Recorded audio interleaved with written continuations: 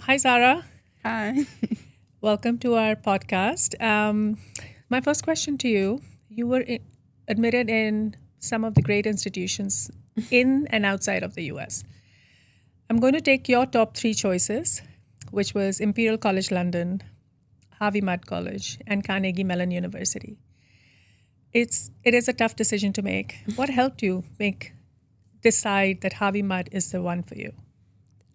It was a really tough decision to make. It took me a really, really, really long time to decide. I don't even know how many notebooks just full of pro and con lists I had. I think what made it really difficult was that it was between countries as well as between institutions. All of them are amazing places, but they all have different focuses and different ways of learning.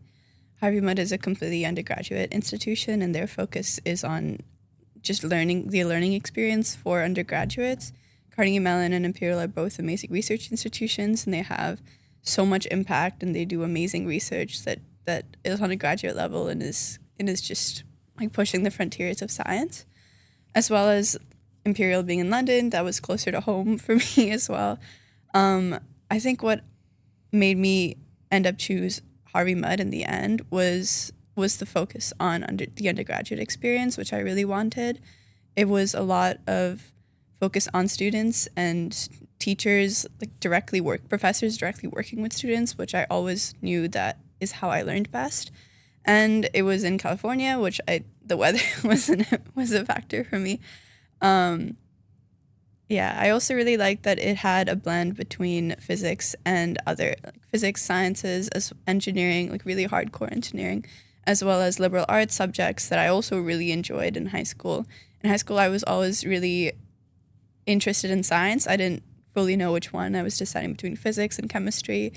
I also really like computer science, but I also love to read and I love to write. And I think with all those interests, it made it hard to choose the UK, where I would just be studying physics and nothing else. Even though that physics would have been such a high caliber, I think I made the right decision in choosing Harvey Mudd. From my experience there so far, I have gotten to have the best of both worlds. It's like a really rigorous physics curriculum, and also a really wonderful liberal arts education. For example, this semester I was taking a political science course, a literature course, a psychology course, and 3 really hard physics courses as well. And that just was an amazing experience. So how important was the Harvey Mudd liberal arts plus STEM model for you, specifically when you had the passion for physics and computer science in mind?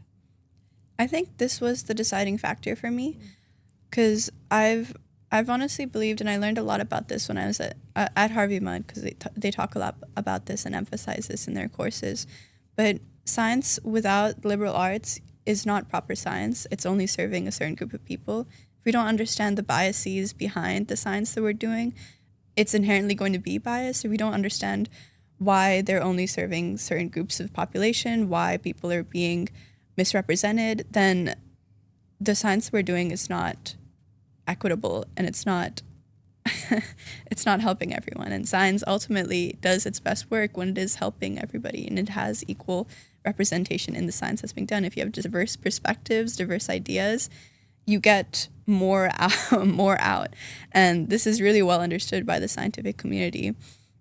But liberal arts topics, beyond just understanding our society and the biases and oppressive structures within it, you also need the liberal arts to communicate science to people. By not being able to communicate science, you're isolating certain populations from the really important work that's being done, from understanding your universe, which everyone should be able to understand. And there's a lot of work being done in science communication, but I think everyone should be doing work in science communication, because not understanding science is why we have huge issues where people don't believe in climate change, or people aren't trusting scientists when they're telling them to take certain medicines or not do certain activities. And so even just that aspect is important. And then politics is also important, because if you have a scientific idea or an invention or a policy that you want to get done, without politics, nothing really gets done. I mean, politicians can, and current governments can control what happens, and it's important that they they were able to communicate and understand and even work with them to get scientific ideas out. And so they're not just kept within the scientific community, but actually able to make a difference in the real world. So all of those things are all super important, but you don't learn them in a typical physics curriculum. You need the liberal arts education to get that. You even need the liberal arts education to understand this connection, because there are a lot of scientists who don't.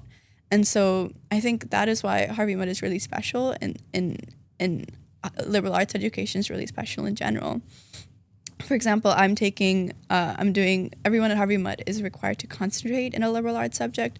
I'm concentrating in political science because I think that it's going to be the most effective in something I found frustrating, which is when you have a scientific solution, like the community has come up with a solution, something, let's say, for example, in the steel industry, here's a better way to make steel or a cleaner way to make steel. And no one uses it and nothing gets happened. But even though it is a lot greener, a lot cheaper, nothing really happens because there's no policies making companies make that change, or there's no policies making countries make that change. And so I really want to be someone who can be at the intersection of that and sort of bridge that gap. I think that's something Harvey Mudd does really well. In fact, we have a whole class on just doing that. It's called Core 79, where you just take a specific topic. We talked about the wildfires in California, which is a huge topic, but it's an interdisciplinary topic. You don't fix wildfires with physics. I mean, you could, but you can't just do it. You need policy, you need chemistry, you need atmospheric earth sciences, you need modeling software, you need companies to work with you, you need communication with people. You need to understand the structures in society that have shaped it such that certain communities are being more affected by wildfires than other communities. You understand insurance markets and all these things. And so just taking a class where you understand the connections between random subjects you don't usually think of associated with the wildfire problem teaches you that these are interdisciplinary problems. You can't just solve them by just doing one thing or just doing another.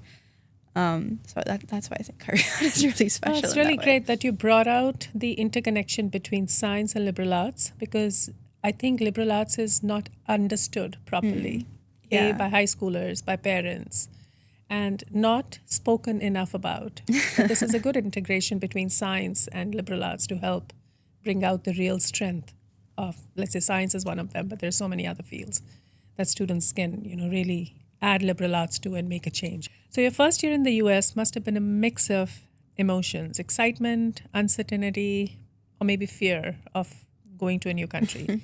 What was the biggest cultural or academic adjustment you faced as an international student? Coming to the US for college was my first time going to the US entirely. And so that process was scary, leaving home, knowing that I'm going to start an entirely new chapter completely by myself. We moved around a lot when I was younger, but I'd never moved somewhere entirely on my own. So I was pretty nervous for that change. I think starting college, one thing I really appreciate about Harvey Mudd was that the first semester is entirely pass-fail, so none of the classes are graded. What that also means is you have a lot of time after courses, compared to high school where you have like really structured classes. College is a couple of classes in the morning and sometimes in the afternoon, depending on what your schedule is. And most of the day is free time. It's not free time, you have to do work. But in a pass-fail semester, it's just a lot of that is meant for you to explore the area, to familiarize yourself, to get to know people, to figure out clubs and organizations you like to do. I think part of the first semester, the biggest adjustment was meeting new people from all over the world. Everyone comes in with their own stereotypes and expectations of what they expect. When, especially as an international student, when you tell people, I'm from this place, I'm from that place, I'm from Dubai, I'm from Hong Kong, there's a lot of loaded stereotypes that come with each country that you throw out.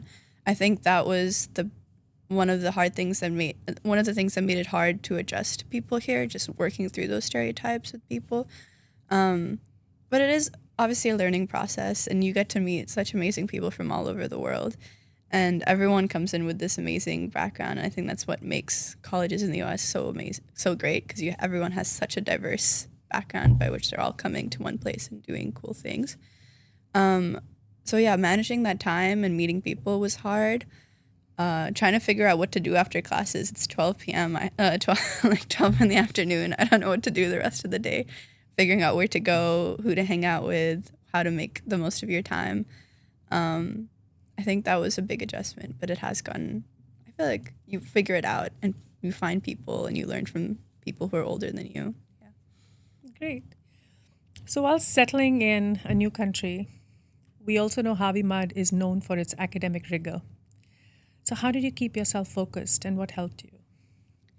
Keeping myself focused, it really helped because I was really interested in most of the classes that I was taking. I think that's the nice thing about college, that once you're there, you're not taking classes you don't really want to. There are obviously some maybe core curriculum requirements. Harvey Mudd has a lot of those.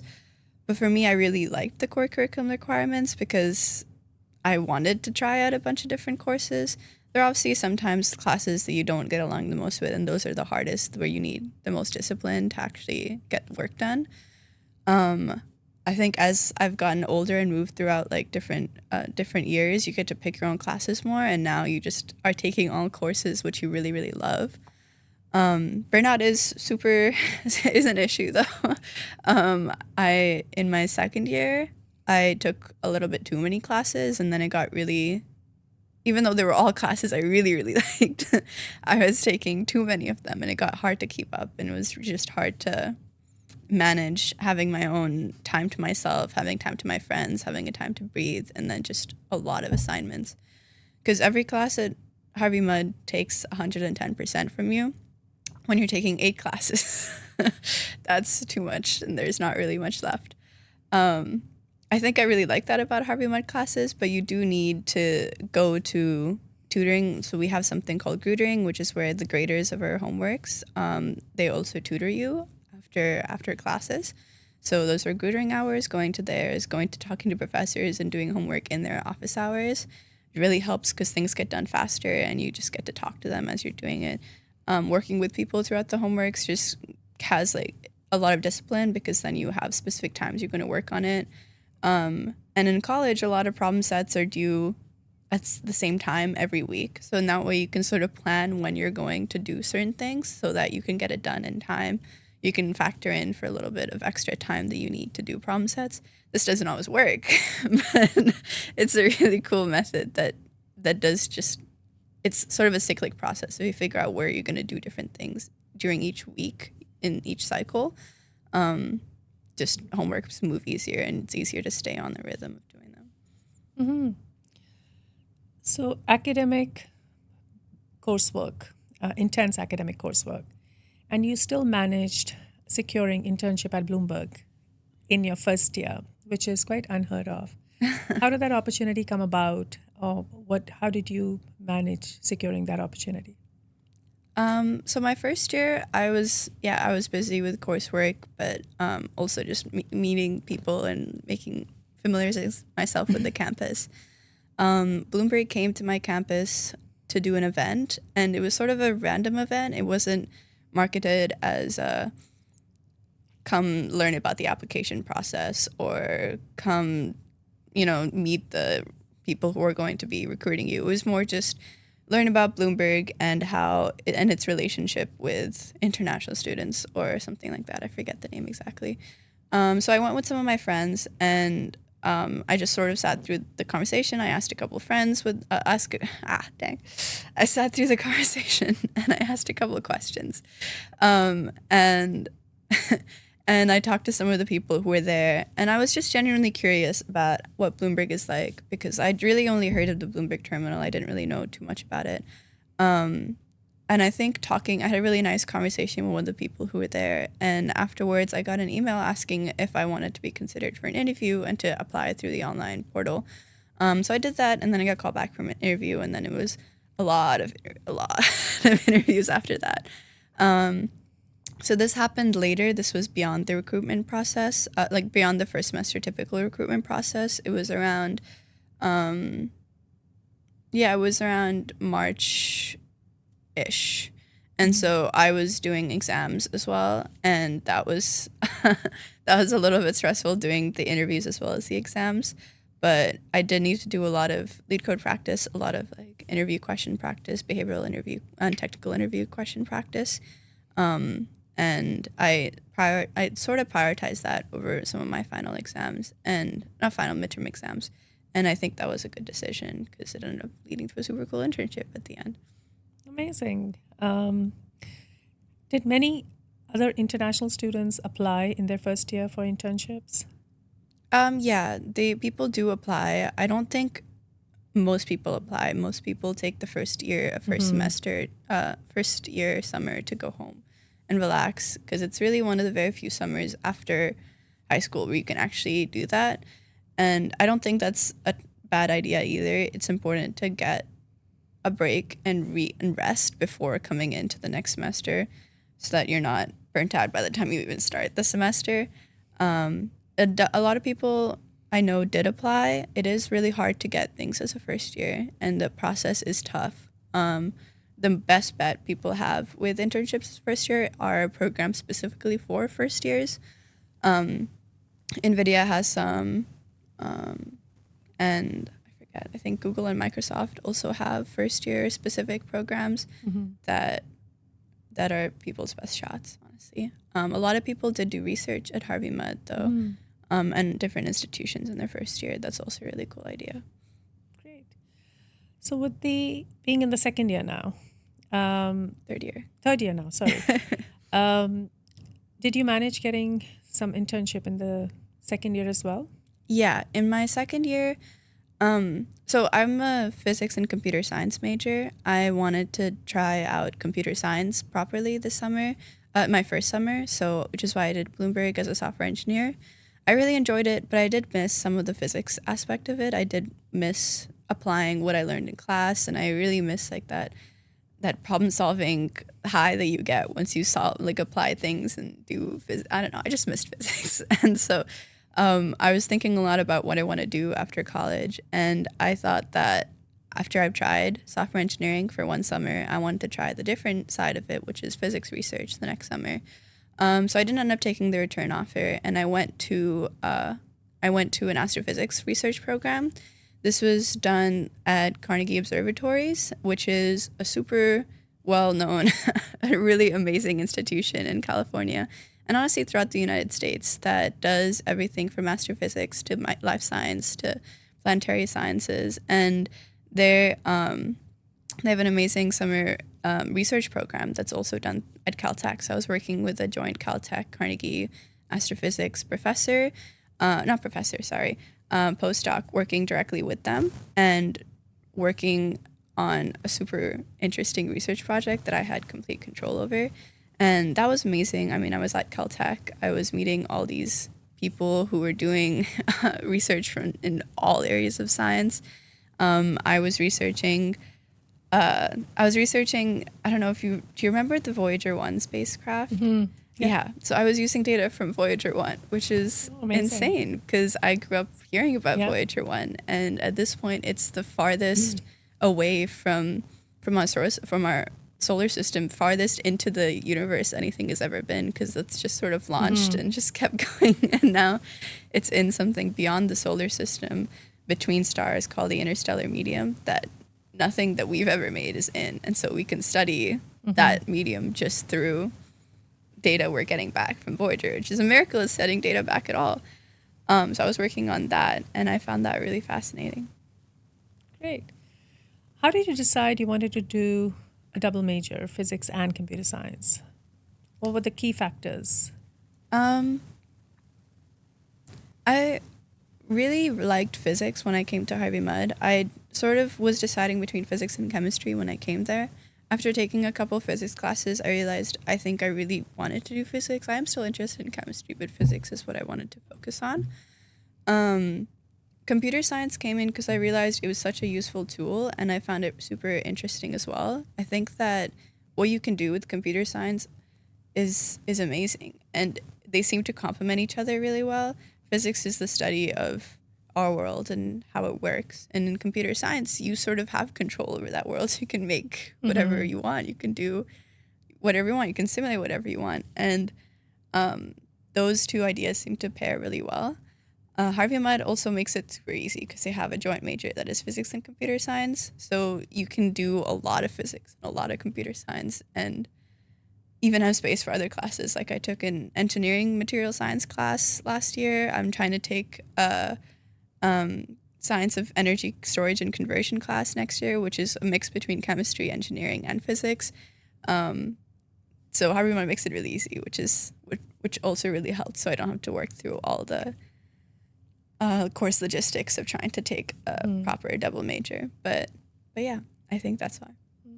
Have you thought of what you want to do once you graduate? That's been a really tough question for me. I think because I'm interested in too many things, it's hard to decide. I started off college thinking I wanted to do a PhD.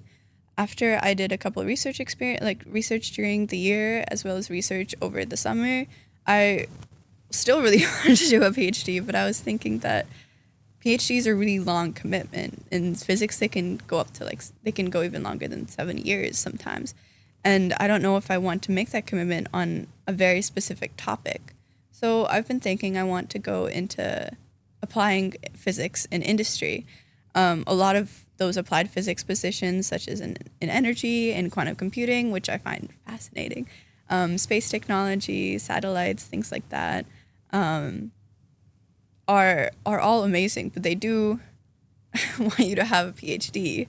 So there's a lot of, I don't know, it's hard to find that balance between of what the next step is. So far, my current plan is after I graduate, I want to work in industry for maybe 2 years, 1 year, 2 years.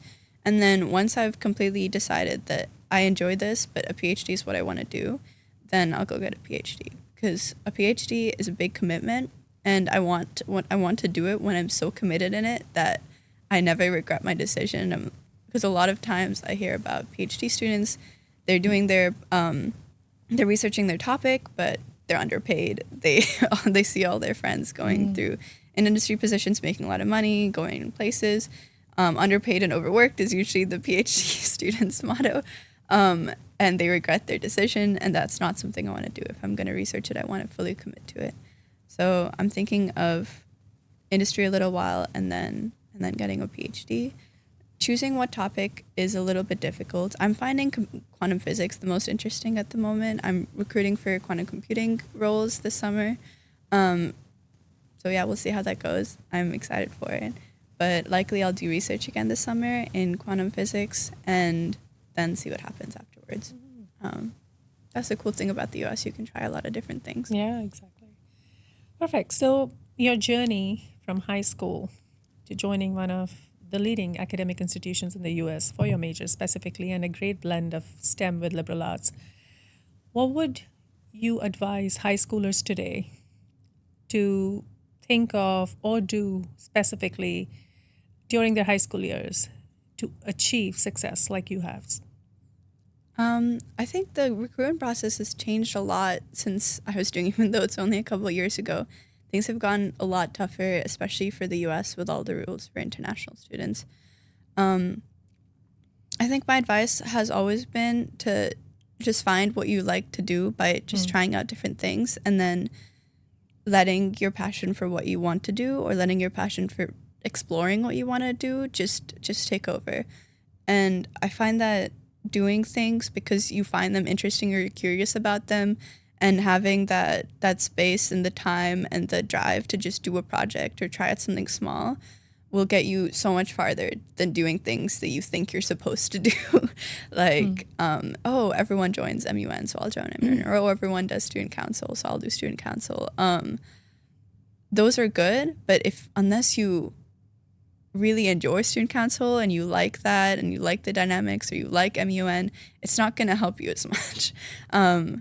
At least that's from my experience. If you're writing your essays on your own and you're trying to really embody that spirit and that passion, and you're trying to write down all the things you learned and all the things that you took away from it, that's inherently going to come out so much richer if you're actually engaging with it and you actually have this passion and this curiosity.